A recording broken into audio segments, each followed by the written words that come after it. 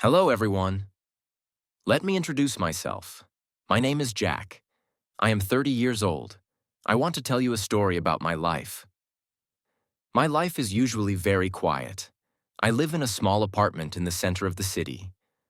Look at my apartment. It is very clean. Everything is in the right place. There is no dust. There is no mess. I like silence. I like to read books alone.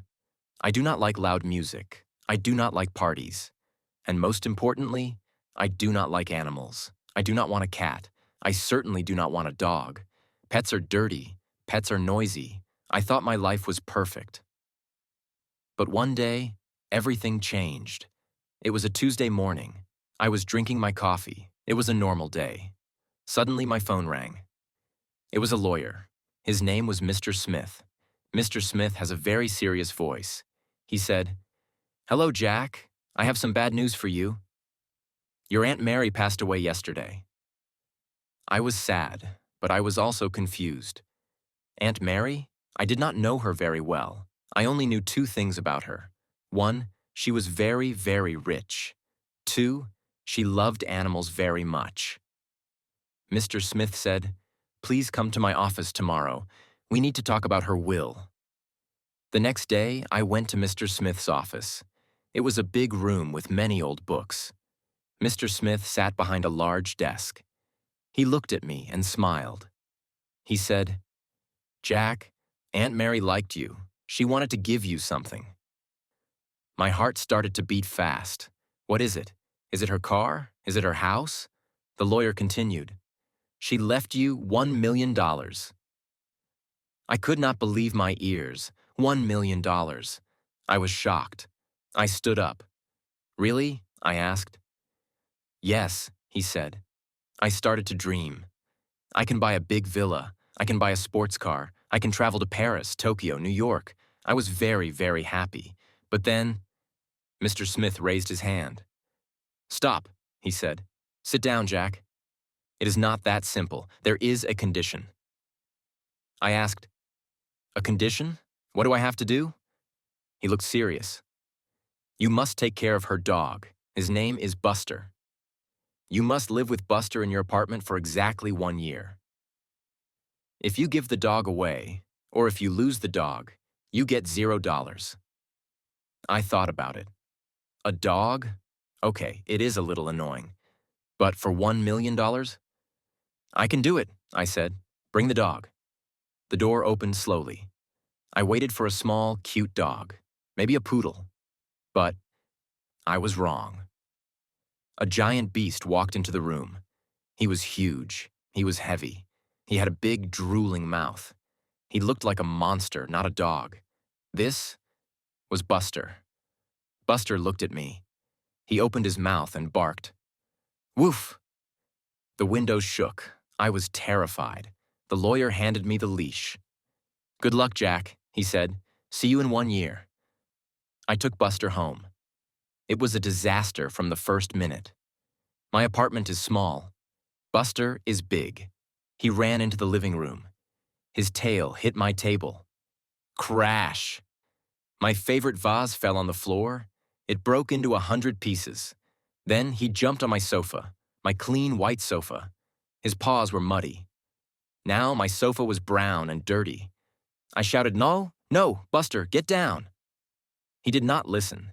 He just looked at me and wagged his tail. That night, I did not sleep. Buster snored. He snored like a tractor. I lay in my bed and thought, what have I done? The first month was a nightmare. Really, it was terrible. One day, I came home from work. I was hungry. I wanted to eat dinner, but there was no food. Why? Because Buster ate everything. He ate my bread. He ate my cheese. He even ate a plastic bag. Another day, I could not find my shoes. I looked under the bed. I looked in the closet. Then I saw Buster. He was chewing something. It was my expensive leather shoe. I was so angry. I picked up the phone. I called Mr. Smith. "I give up," I shouted. "I do not want the money. Take this monster away." But then, I remembered the check. $1 million. I took a deep breath. Okay, I whispered. I can survive. Just 11 more months. 6 months passed. It was November. The weather was cold and rainy. I got very sick. I had a bad flu. I had a fever. I could not stand up. I lay on the sofa, shaking. I felt very lonely. My parents live in another city. I have no wife. I have no children. I was all alone in the dark room. Then I felt something warm. I opened my eyes. It was Buster. He was not running. He was not barking. He walked very quietly.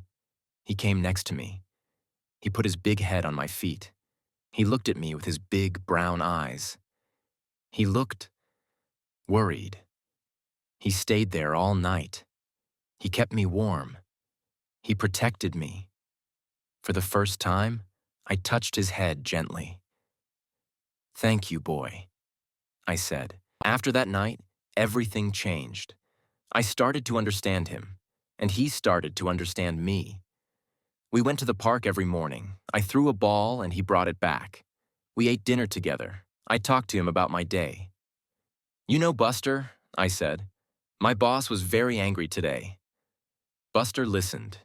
He really listened. My house was still messy. There was dog hair on the carpet. There were toys on the floor. But I did not care anymore. My house was not empty. It was full of love. I was not alone. I had a friend. Finally, the year was over. Mr. Smith came to my apartment again. He inspected the dog. Buster was happy, healthy, and strong. Mr. Smith smiled. "Congratulations, Jack," he said. He took a check from his pocket. "Here is your $1 million. I took the check. It was a lot of money. Then Mr. Smith said, "Okay, my assistant will take the dog now. We will send him to a shelter." He reached for Buster's leash. Buster looked at me. He made a sad sound. My heart stopped. "Send him away? Never see him again?" I pulled Buster back. "No," I said firmly. The lawyer was surprised. "What do you mean?" "I mean, he stays," I said.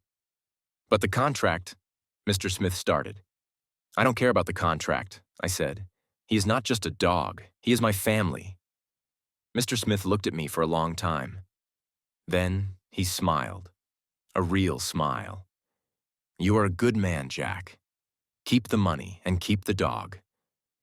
Mr. Smith left. I sat on the floor with Buster. I hugged him. I am rich now. Yes, I have $1 million. But that is not important. I have something much better. I have my best friend.